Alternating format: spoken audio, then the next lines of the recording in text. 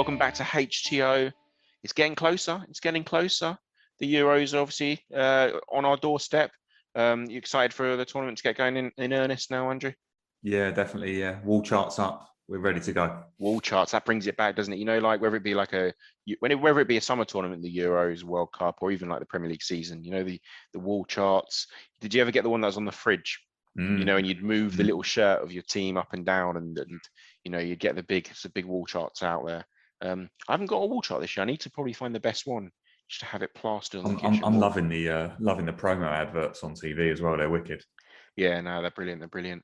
We've obviously discussed, and I hope you all enjoyed listening to England's squad in detail, our England 11s, and obviously, football is coming home this summer. However, it might not. And what we're going to quickly do today is just going to give a sort of a 15-minute chat to at least predicting who comes out of the groups. And then from there, it's a lottery, isn't it? It's knockout football. It's exciting stuff. But, you know, we'll have a stab at the groups. Not that we're experts on some of these teams. I think as well, like with any group prediction in major tournaments, that first fixture is massive, isn't it? Really. Well, we'll talk about a couple of groups in a little while, but that are very tough to pick. But that first game is crucial, isn't it? Yeah, and often really hard to predict as well. They all, you know, you think back to, you know, famous ones like France and Senegal, and Germany struggling so badly in the last World Cup in terms of in the group, because people just nervous to get going. You don't want to lose that first game, do you? And also it makes that second one like almost, you know, make or break, isn't it? So yeah, exactly. And you're so nervous to lose it and it invariably ends up being quite a poor match unless it's a bit of a walkover. So we'll see how it goes. Group A, a couple of huge titans of the game in Wales and Switzerland, with a couple of minnows there in Italy and Turkey. How do you see this group going? The renaissance for Italy? Possibly. They are on a good run of form going into this. I fancy Turkey. I mean, they've had some really impressive results in qualifying, and I'm tipping Turkey to top this group actually. But that's I don't think there'll be much in it. I think there'll be all those teams. I think will be going into the last set of games in that group. I think with a shout. Yeah, no, I tend to agree. And you've got some great players in there. Italy, obviously, you know, if you go back 10 years, they're Italy. You always fancy them to be there or thereabouts in a major tournament. And I do think that they've got a nice younger squad this time. But Turkey have looked good. Wales, you know, everyone will remember their Euro run previously. You know, where it was semis they got to, didn't they? Semis in the end. And you know, he's been a bit hit and miss with his loan this year. But they've still got players like Gareth Bale. You know, and you can do something in tight games. Often in international football, tight games, free kick 35 yards, you can find the back of the net. And you know, so I do think it's going to be close. I am going to, you know, it's boring. I'll probably edge towards a Turkey-Italy progression. Yeah, I think in that order as well. I really do. I really fancy Turkey to do well in this tournament. But I mean, again, it could be like one of those cases where, like, you know, they play 3 games and they finish on the same points. Might be a goal difference thing. Looking at the 4 sides, I'm not going to go for a lot of goals in that group. Actually, I think they're quite, you know, even Wales and Switzerland are quite game sides. They don't tend to like lose games heavily. And I think Wales will be quite difficult to play against, as will Switzerland. But yeah, I don't think there'll be too many goals. Turkey, Italy in that order. Yeah, no, I think that's fair. Are we gonna say for each group? Should we go for a little like stand at who's the one to keep an eye on? Maybe. Yeah, why not? Yeah, let's do that. Have you got anyone in mind for Group A? Group A star breakout time. I'm really interested to see what Barella looks like for Italy. Had a great season in Serie A. I think he'd be my little one to watch, I'd say. Nicolo Barella. Yeah, I'm looking at the Italian squad now, and it's such a young squad versus, you know, the squads that you'd normally take to. You know, in previous years, Chiesa you've got to look at as well as being a star for them and seeing how that works. Breakout. Also interesting to see, you know, that Euros and World Cups are always fascinating also for shop windows. So who's going to put themselves in the shop window, and that'll be really interesting. You just know someone's going to come along, like a Chiesa, someone like that, and is going to bang a few goals, really catch the eye, go for an extortionate transfer fee, and then prove to absolutely not be worth their money in the days and weeks to come. I guess the other name to mention is Yilmaz, for Lille, who's just had an unbelievable season at the tender age of like mid 34, 35 now. Winning Liga, goes into the tournament on a high, but I guess he would be just the one for the romantics. For the romantics, like I said, I know we've mentioned him already, but I would be interested to see what Gareth Bale turns up. He scored a hat-trick for Tottenham, 6 to 8 weeks ago. Then he won't be starting the next match. He's still got it there, and it's just, does he produce it again on the biggest stage? So it'll be really interesting. Group B. So probably you'd say a standout team here, one of the favourites for the tournament, but nonetheless a close again between the others. So in Group B, we've got Denmark, Finland, Belgium, and Russia. Is it time? Is it time for Belgium? It's been saying it for about 10 years. But Thierry Henry is back in the coaching staff. I see in the last few weeks, rejoined the coaching staff there. They've still got a fantastic squad, haven't they? Yeah, I mean, they might need him with De Bruyne out, potentially. I think it all depends on. I think Belgium top the group. I just think that with De Bruyne being out, maybe they don't top the group as comfortably. That would be my tip here. Belgium to take the group as winners, and I think it's just a real toss-up between Denmark and Russia, who Russia seem to somehow just perform in these tournaments. They just seem to somehow make themselves part of the furniture. They've had better teams over the years, don't get me wrong. I think they always turn up and play some pretty good football as well. Do you know what I mean? They turn up and they look easy on the eye, and I always enjoy watching them in major tournaments. And yet you're never going to flip over and watch Russian league, are you? Well, was it 08 when Arshavin just sort of burst onto the scene, or was that was that 2012 maybe?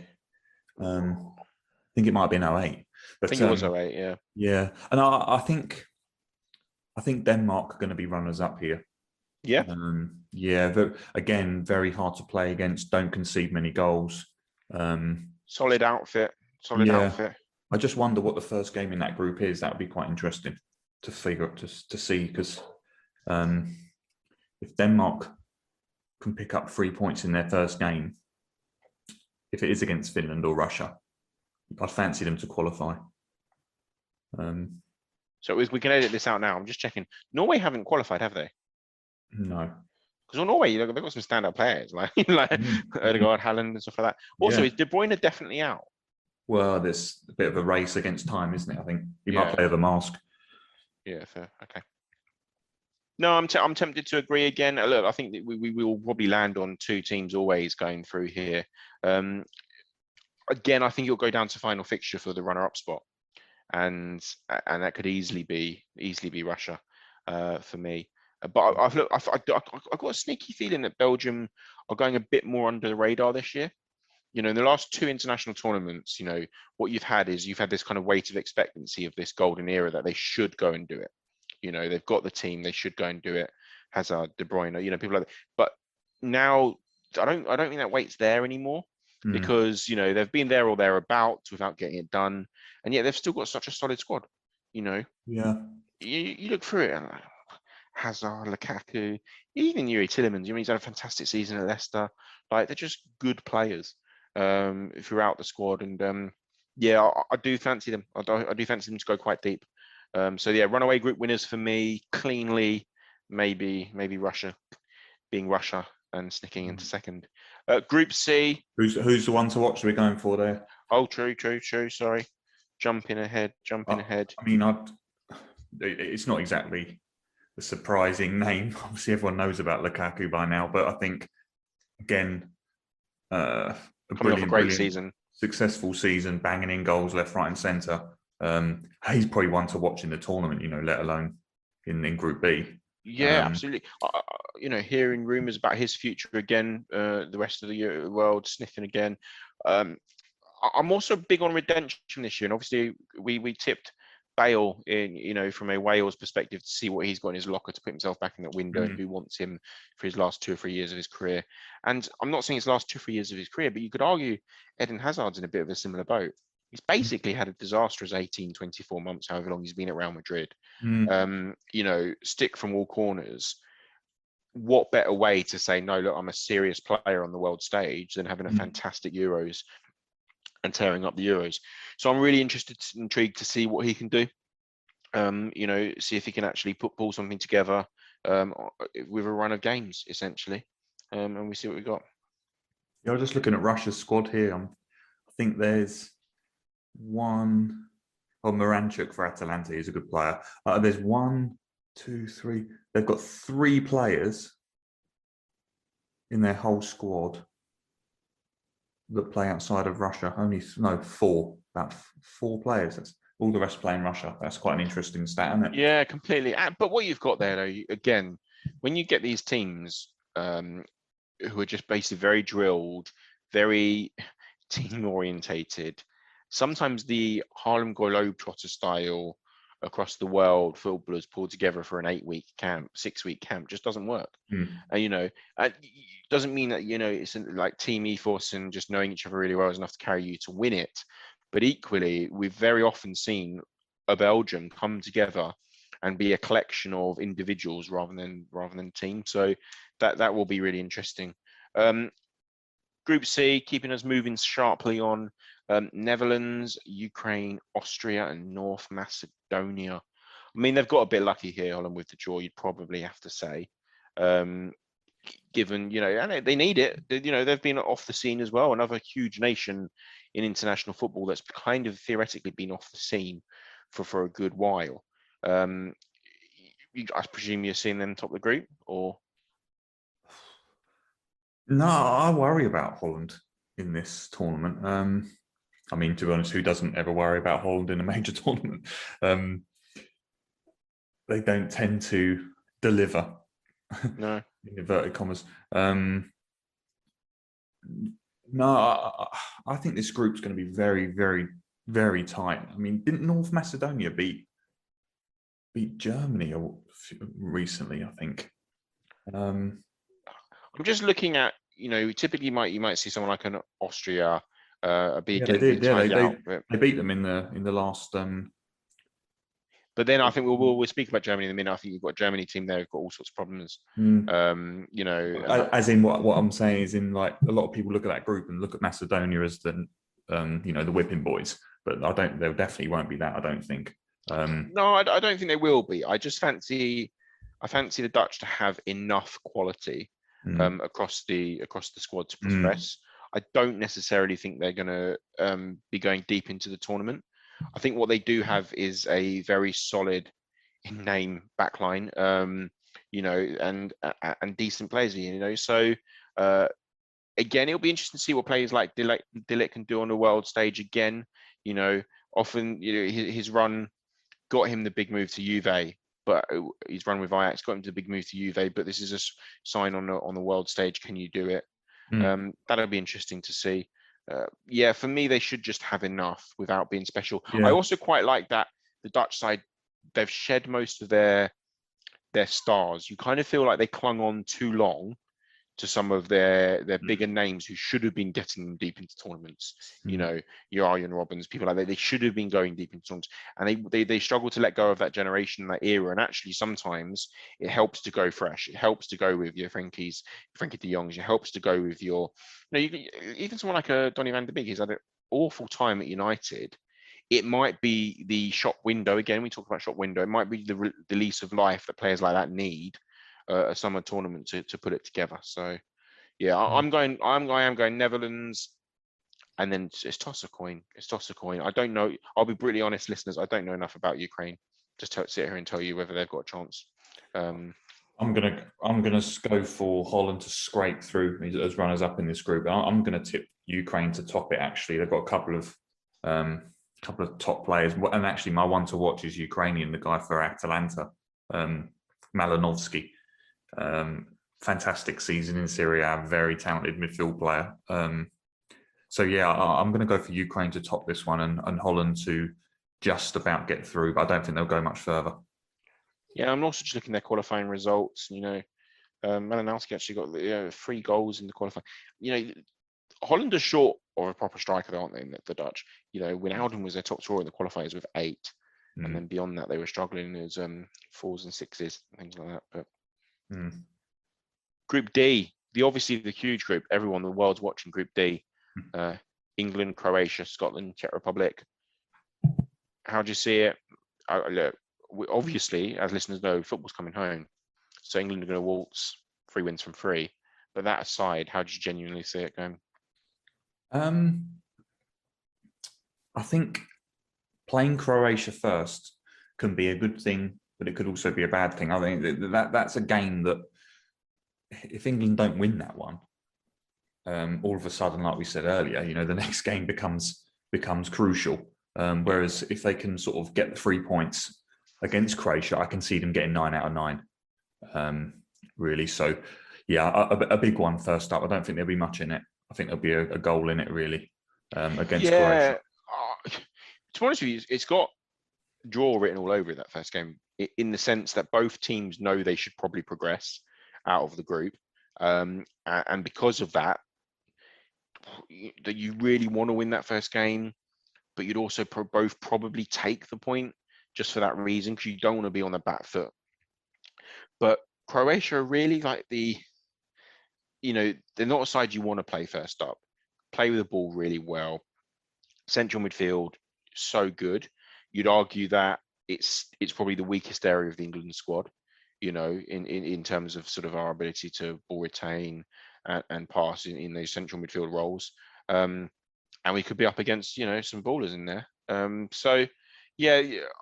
do fancy the 2 teams to progress.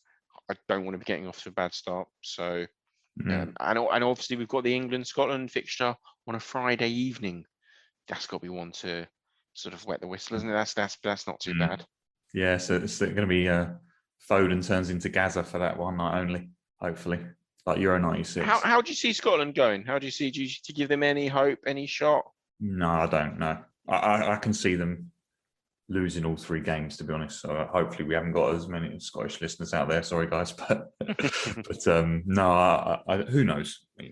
Who knows? What they're really struggling for is quality in the final third, aren't they?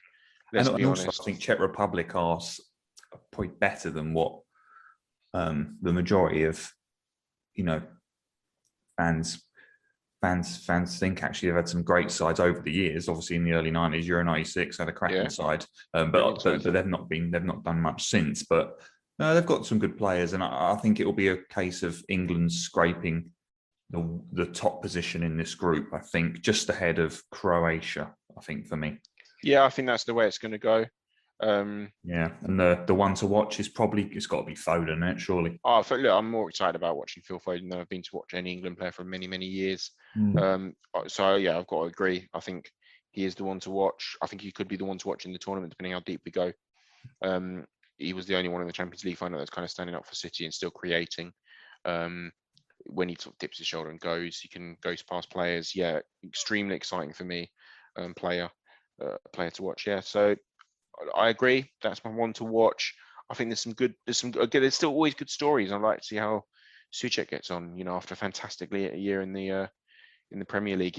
Again, I'll keep on saying the word shop window, but these kind of players, great year for West Ham. If he goes and has a good summer tournament, pops up with 2 or 3 goals as he does, marauding forward, headers in the box, whatever it may be, he could find himself with a huge move, or huge clubs sniffing around.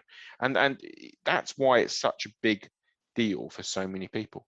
But no, I've got to fancy that. Going to move through Group E, keeping us honest again. Spain, Sweden, Poland, Slovakia. Tough group to call, I mean. It is tough because we all know that Spain are not the side they once were. Long of the days where they were going into tournaments. Big favourites. Well, you could argue in Group E, and we'll talk about in Group F in the final group. You've probably got the 2. I know France have just gone and won the World Cup, but for about 10-year period there, Spain and Germany cast a shadow over international football. And you could argue both of them are really on that down dip because of that. Those generations have gone, and Spain find themselves in a very sticky group.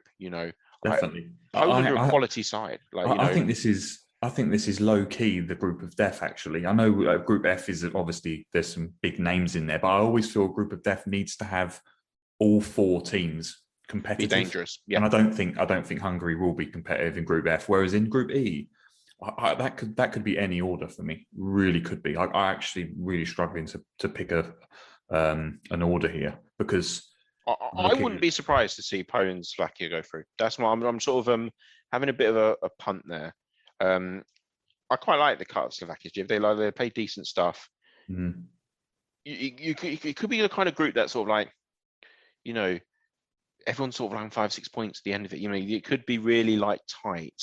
On any given day, I think anyone of these teams beats the other, and that's what makes it really, really exciting. You could argue, I'm not sure Sweden quite have the quality personally, but nonetheless, I think I tend to agree, and I'm struggling to nail my hand to my. But I've got to go for it. Like I'm being boring and just picking the 2 favourites in every group.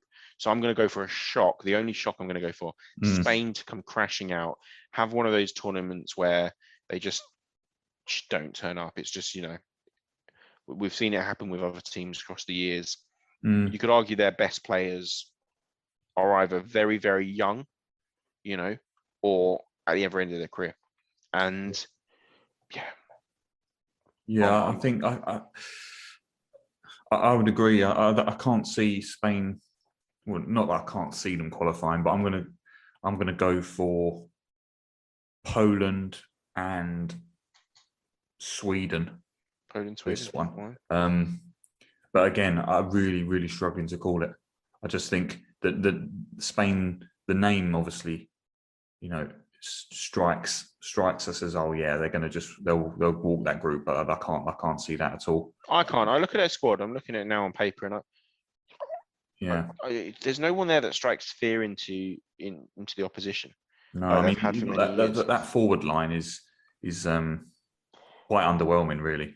It's very underwhelming, And you're looking at it now and you think, well, to be fair, Moreno's had a good season at Villarreal, scored lots of goals, but Ferran Torres hasn't really been featured much for City this season. Well, he doesn't get a kick in the Champions League final, and you could argue that they didn't have a striker, Adama Traore is obviously flatters to deceive. You've got Alvaro Morata, who's past his prime, really. So Pablo Sarabia doesn't play much for PSG. Am I right? There's no Real Madrid players in the squad, are there? Yeah, that's particularly with Ramos obviously not making. Yeah, Ramos being left out. You almost get the sense that Spain are treating this as a changing of the guard competition, and actually, they kind of. I think if Spain feel they have a chance in this competition, someone like Ramos gets picked because he's in there for the dressing room only. Whereas what they're saying is, look, we're not good enough to go and win this. Let's have a squad there that can. Progress and hopefully be the sort of burgeoning sort of platform for an attack on the World Cup. I'd like to. I mean, I'm not tipping them to do very well in the tournament, but the one to watch is Pedri for me at Barcelona. If he gets enough minutes on the pitch, he's a very, very talented player who's his contract seems to be sort of winding down actually, and Barca aren't renewing it. He's one to watch in that group, I think, out of those 4 sides. But I'm just looking here. Yeah, Kuka as well. I think for Slovakia's one to watch, good footballer, and also he's how many 4, 5, 6, 700 goals has he scored this year in Lewandowski for Poland. So that again, big players, big moments. Yeah, I tend to agree with you. I think Poland definitely qualify from this group, because I think in these tight games, he is the standout front and forward line there. So he's going to edge you some goals, isn't he, in some big moments, and that could be enough to edge you through. When you compare that to a Ferran Torres who's struggling to get on a Man City, and Moreno's had a great season, but with all great respect, at Villarreal, not challenging for league titles. Morata passed his best. I'm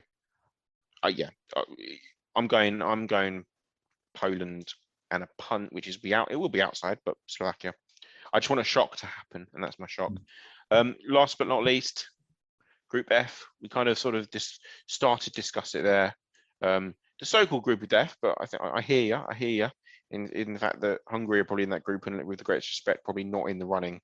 But other than that, you've got Portugal, France, and Germany. It's stacked with some fantastic players. Suddenly, Portugal's squad looks very good for me, low key. We'll talk about the world champions in a minute. But I'm really liking the look of Portugal's squad. What are you thinking of this group?